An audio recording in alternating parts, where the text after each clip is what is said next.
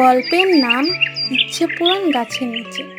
এক দূরের গ্রামে ছিল এক আশ্চর্য গাছ, ইচ্ছেপূরণ গাছ। গ্রামের মানুষেরা বিশ্বাস করত এই গাছের নিচে মন থেকে চাওয়া একদিন না একদিন পূরণ হয়, যদি তা হয় নিঃস্বার্থ।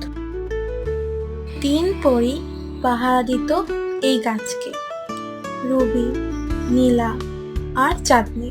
প্রত্যেকের শক্তি ছিল আলাদা।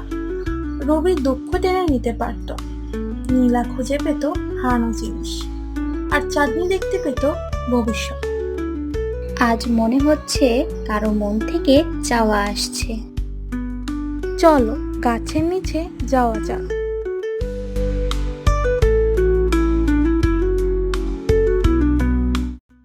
গাছ মামা, আমার মা হারিয়ে গেছে, তুমি তাকে ফিরিয়ে দাও প্লিজ। মায়া জানতো না তার এই নিঃস্বার্থ ভালোবাসা 3 পরীর মন ছুঁয়ে ফেলল। আমি ওর দুঃখ নিয়ে নিই, আমি ওর মাকে খুঁজে বের করি। আমি ভবিষ্যতে দেখছি এই মেয়ে একদিন বহু হারানো মানুষকে পথ দেখাবে। তাদের সিদ্ধান্ত নেওয়া হলো। এবার শুরু হলো জাদুময় কাজ। মায়া চোখ খুলে দেখে মা এসে জড়িয়ে ধরে মায়া। ভালোবাসা আর বিশ্বাসের ইচ্ছা কখনোই বৃথা যায় না। 3 পরী আজও কাজটার পাহারা দেয়, যাতে কোনো নিঃস্বার্থ মন খালি না ফেরে। যেখানে ভালোবাসা সেখানেই যাবে।